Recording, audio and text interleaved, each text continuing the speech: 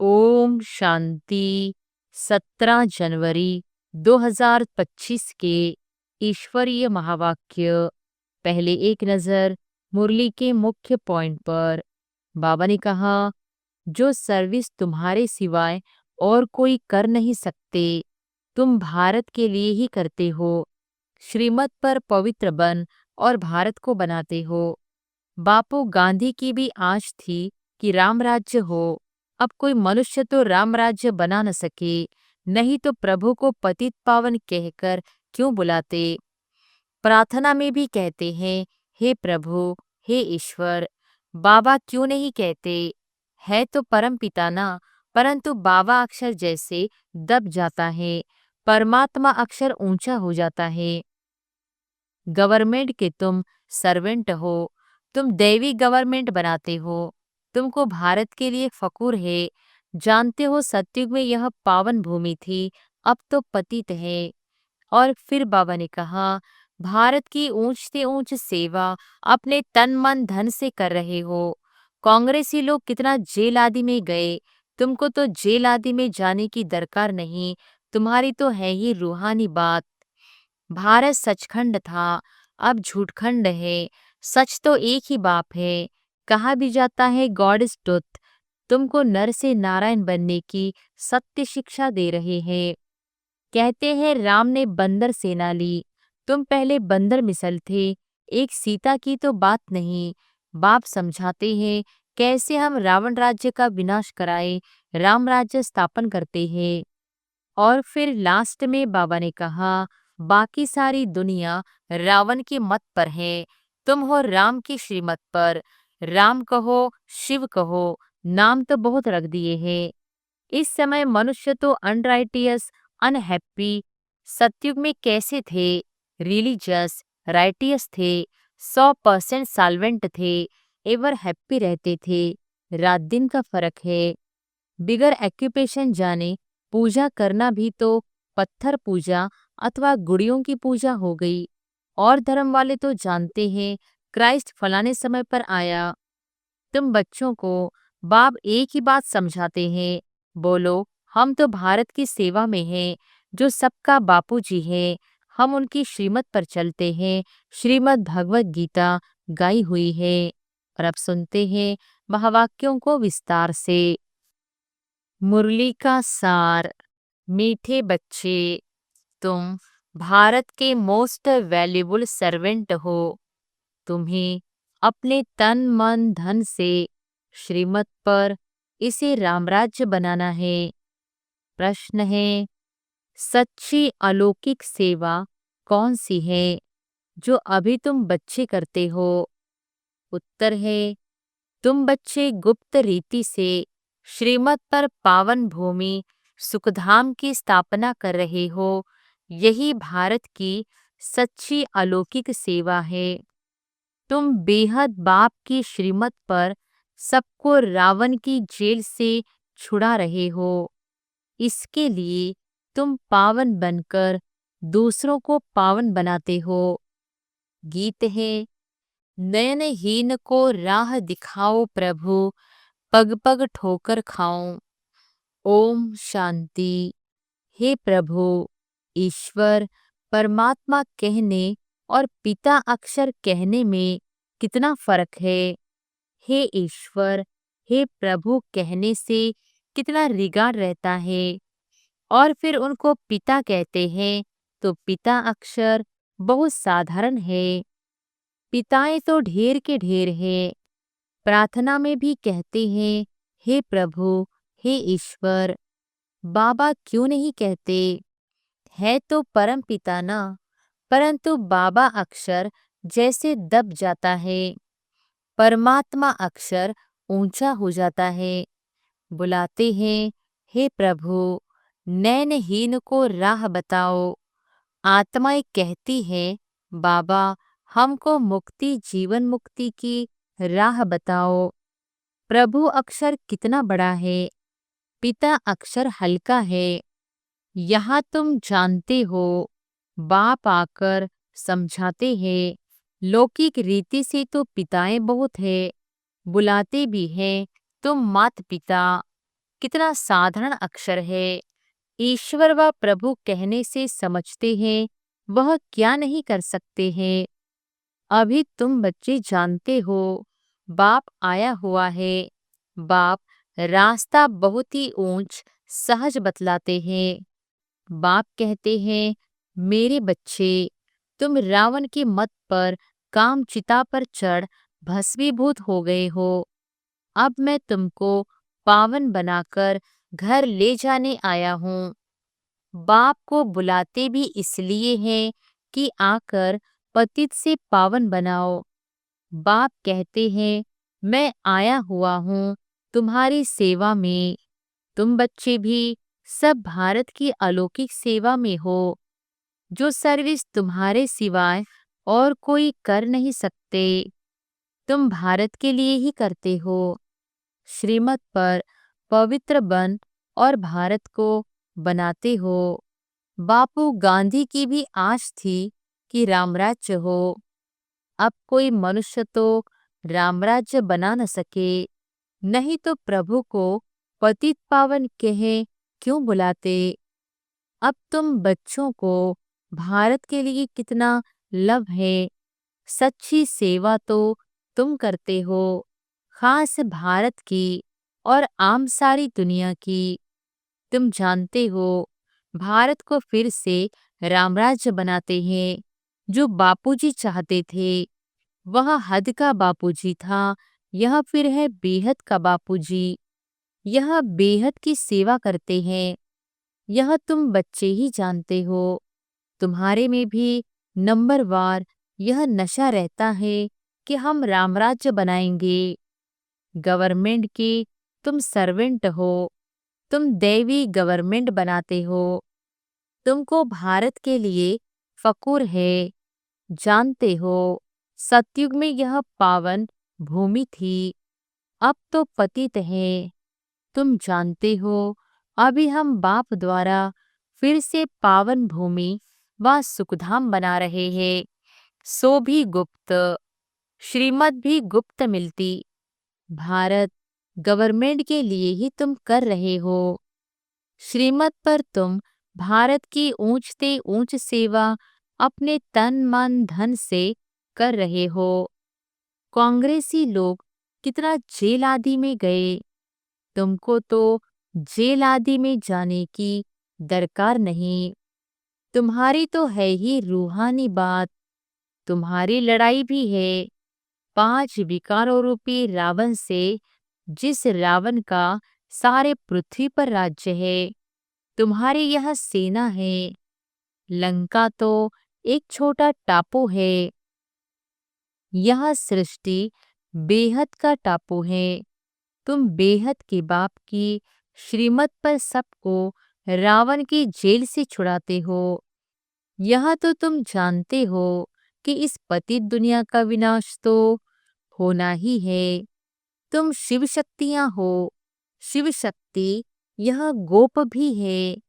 तुम गुप्त रीति भारत की बहुत बड़ी सेवा कर रहे हो। आगे चल सबको पता पड़ेगा। तुम्हारी है श्रीमत पर रूहानी सेवा। तुम गुप्त हो। गवर्नमेंट जानती ही नहीं कि यह बीके तो भारत को अपने तन मन धन से श्रेष्ठ ते श्रेष्ठ सचखंड बनाते हैं।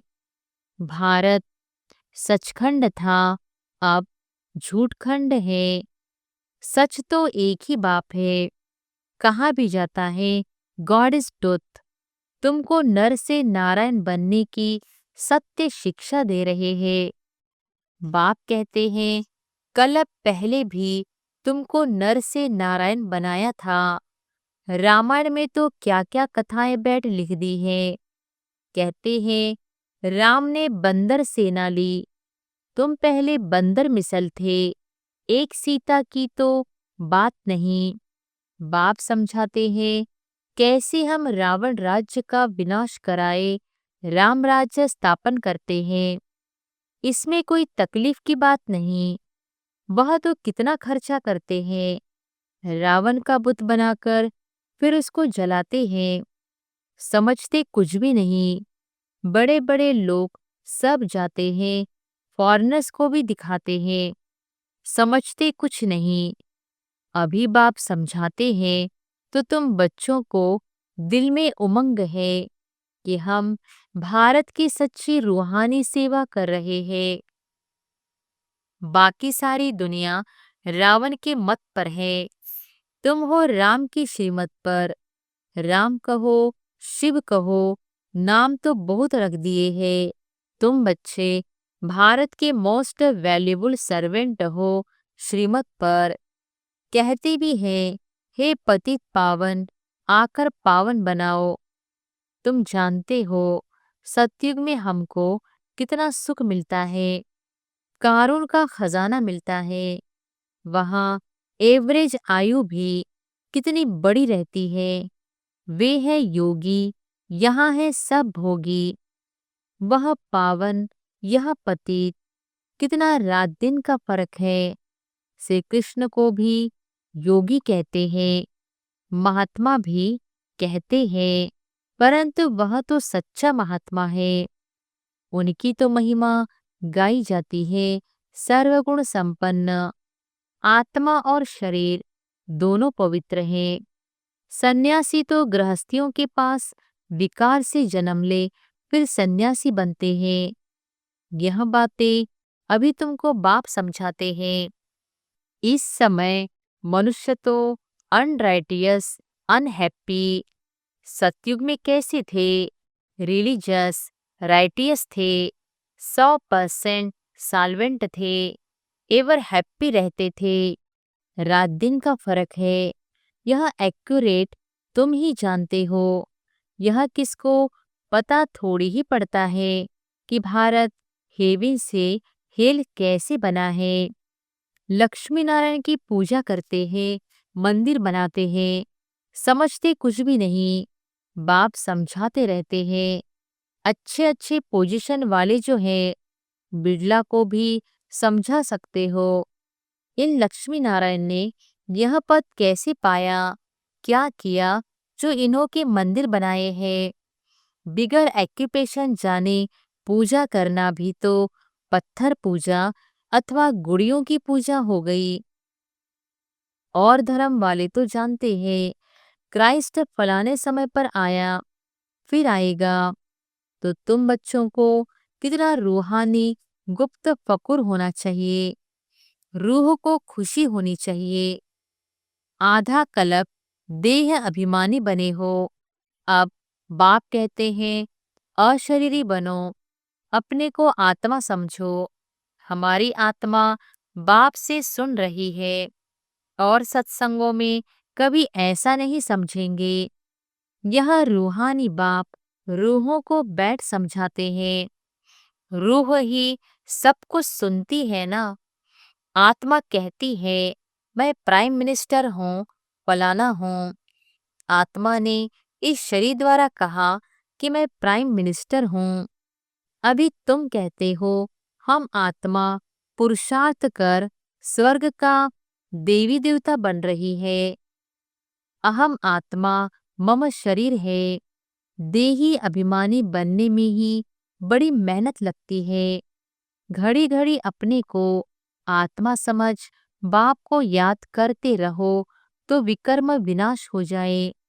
तुम मोस्ट ओबीडियंट सर्वेंट हो, कर्तव्य करते हो गुप्त रीति से, तो नशा भी गुप्त चाहिए। हम गवर्नमेंट के रूहानी सर्वेंट हैं, भारत को स्वर्ग बनाते हैं। बापूजी भी चाहता था नई दुनिया में नया भारत हो, नई दिल्ली हो। अभी नई दुनिया तो है नहीं, यह पुरानी दिल्ली कब्रिस्तान बनती है, फिर परिस्तान बनना है। अभी इनको परिस्तान थोड़ी कहेंगे। नई दुनिया में परिस्तान, नई दिल्ली तुम बना रहे हो। यह बड़ी समझने की बातें हैं। यह बातें भूलनी नहीं चाहिए। भारत को फिर से सुखधाम बनाना कितना ऊंच कार्य है।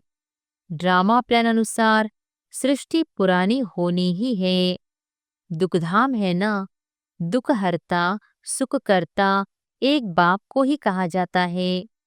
तुम जानते हो, बाप 5,000 वर्ष बाद आकर दुखी भारत को सुखी बनाते हैं, सुख भी देते हैं, शांति भी देते हैं। मनुष्य कहते भी हैं, मन की शांति कैसे मिले? अब शांति तो शांति धाम स्वीट होम में ही होती है। उसको कहा जाता है शांति धाम, जहाँ आवाज नहीं, गम नहीं, सूर्य चांद आदि भी नहीं होते। अभी तुम बच्चों को यह सारा ज्ञान है। बाप भी आकर ओबीडियंट सर्वेंट बना है ना, लेकिन बाप को तो बिल्कुल जानते ही नहीं, सबको महात्मा कह देते हैं। अब महान आत्मा तो सिवाय स्वर्ग के कभी हो नहीं सकते। वह आत्माएं पवित्र है, पवित्र थी तो पीस प्रॉस्पेरिटी भी थी। अभी प्योरिटी नहीं है तो कुछ नहीं है, प्योरिटी का ही मान है। देवताएं पवित्र है, तब तो उनके आगे माथा टेकते हैं। पवित्र को पावन, अपवित्र को पतित कहा जाता है। यह है सारे विश्व का बेहद का बापूजी। ऐसे तो मेयर को भी कहेंगे सिटी फादर। वहां थोड़ी ही ऐसी बातें होंगी, वहां तो कायदे से राज्य चलता है। बुलाते भी है, हे पतित पावन आओ। अब बाप कहते हैं पवित्र बनो, तो कहते हैं यह कैसे होगा? फिर बच्चे कैसे पैदा होंगे? सृष्टि कैसे वृद्धि को पाएगी? उनको यह पता नहीं कि लक्ष्मी नारायण संपूर्ण निर्विकारी थे। तुम बच्चों को कितना अपोजिशन सहन करना पड़ता है। ड्रामा में जो कलप पहले हुआ है वह रिपीट होता है। ऐसे नहीं कि ड्रामा पर रुक जाना है। ड्रामा में होगा तो मिलेगा। स्कूल में ऐसे बैठे रहने से कोई पास हो जाएगा क्या? हर एक चीज के लिए मनुष्य का पुरुषार्थ तो चलता है। पुरुषार्थ बिगर पानी भी मिल न सके। सेकंड बाय सेकंड जो पुरुषार्थ चलता है वह प्रारब्ध के लिए। यह बेहद का पुरुषार्थ करना है, बेहद के सुख के लिए। अभी है ब्रह्मा की रात, सो ब्राह्मणों की रात, फिर ब्राह्मणों का दिन होगा। शास्त्रों में भी पढ़ते थे, परंतु समझते कुछ नहीं थे। यह बाबा खुद बैठकर रामायण भागवत आदि सुनाते थे, पंडित बन बैठते थे। अभी समझते हैं यह तो भक्ति मार्ग है। भक्ति अलग है, ज्ञान अलग चीज है। बाप कहते हैं तुम कामचिता पर बैठ सब काले बन गए हो। श्री कृष्ण को भी श्याम सुंदर कहते हैं ना। पुजारी लोग अंध श्रद्धालु है। कितनी भूत पूजा है। शरीर की पूजा गोया 5 तत्वों की पूजा हो गई। इसको कहा जाता है व्यभिचारी पूजा। भक्ति पहले अव्यभिचारी थी, एक शिव की ही होती थी। अभी तो देखो क्या क्या पूजा होती रहती है। बाप वंडर भी दिखाते हैं, नॉलेज भी समझा रहे हैं, कांटों से फूल बना रहे हैं। उनको कहते ही हैं गार्डन ऑफ फ्लावर्स। कराची में पहरे पर एक पठान रहता था। वह भी ध्यान में चला जाता था। कहता था हम बहिश्त में गया, खुदा ने हमको फूल दिया। उनको बड़ा मजा आता था। वंडर है ना। वह तो 7 वंडर्स कहते हैं। वास्तव में वंडर ऑफ वर्ल्ड तो स्वर्ग है। यह किसको भी पता नहीं है। तुम्हें कितना फर्स्ट क्लास ज्ञान मिला है। तुमको कितनी खुशी होनी चाहिए। कितना हाईएस्ट बाप दादा है और कितना सिंपल रहते हैं। बाप की ही महिमा गाई जाती है। वह निराकार निरहंकारी है। बाप को तो आकर सेवा करनी है ना। बाप हमेशा बच्चों की सेवा कर उनको धन दौलत दे, खुद वानप्रस्थ अवस्था ले लेते हैं, बच्चों को माथे पर चढ़ाते हैं। तुम बच्चे विश्व के मालिक बनते हो। स्वीट होम में जाकर फिर स्वीट बादशाही आकर लेंगे। बाप कहते हैं, हम तो बादशाही नहीं लेंगे। सच्चा निष्काम सेवाधारी तो एक बाप ही है। तो बच्चों को कितनी खुशी रहनी चाहिए, परंतु माया भुला देती है। इतने बड़े बाप दादा को भूलना थोड़ी ही चाहिए। दादा की मिल्कियत का कितना फकुर रहता है। तुमको तो शिव बाबा मिला है, उनकी मिल्कियत है। बाप कहते हैं, मुझे याद करो और दैवी गुण धारण करो। आसुरी गुणों को निकाल देना चाहिए। गाते भी हैं, मुझ निर्गुण हारे में कोई गुण नाही। निर्गुण संस्था भी है। अब अर्थ तो कोई समझते नहीं है। निर्गुण अर्थात कोई गुण नहीं, परंतु वह समझते थोड़ी है। तुम बच्चों को बाप एक ही बात समझाते हैं, बोलो हम तो भारत की सेवा में हैं। जो सबका बापूजी है, हम उनकी श्रीमत पर चलते हैं। श्रीमद् भगवत गीता गाई हुई है। अच्छा, मीठे मीठे सिकिलधे बच्चों प्रति माता पिता बाप दादा का याद प्यार और गुड मॉर्निंग। रूहानी बाप की रूहानी बच्चों को नमस्ते। धारणा के लिए मुख्य सार। पहली पॉइंट, जैसे हाईएस्ट बाप दादा सिंपल रहते हैं, ऐसे बहुत बहुत सिंपल, निराकारी और निरहंकारी बनकर रहना है। बाप द्वारा जो फर्स्ट क्लास ज्ञान मिला है, उसका चिंतन करना है।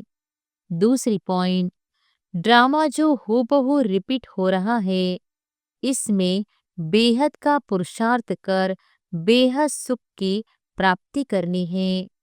कभी ड्रामा कहकर रुक नहीं जाना है। प्रारब्ध के लिए पुरुषार्थ जरूर करना है।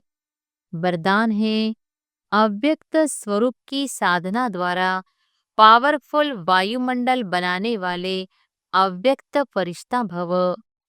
अव्यक्त स्वरूप की साधना द्वारा पावरफुल वायुमंडल बनाने वाले अव्यक्त फरिश्ता भव। वायुमंडल को पावरफुल बनाने का साधन है अपने अव्यक्त स्वरूप की साधना। इसका बार बार अटेंशन रहे, क्योंकि जिस बात की साधना की जाती है उसी बात का ध्यान रहता है। तो अव्यक्त स्वरूप की साधना अर्थात बार बार अटेंशन की तपस्या चाहिए। इसलिए अव्यक्त फरिश्ता भव के वरदान को स्मृति में रख शक्तिशाली वायुमंडल बनाने की तपस्या करो, तो आपके सामने जो भी आएगा वह व्यक्त और व्यर्थ बातों से परे हो जाएगा। स्लोगन है, सर्वशक्तिमान बाप को प्रत्यक्ष करने के लिए एकाग्रता की शक्ति को बढ़ाओ। अपनी शक्तिशाली मनसा द्वारा सकाश देने की सेवा करो।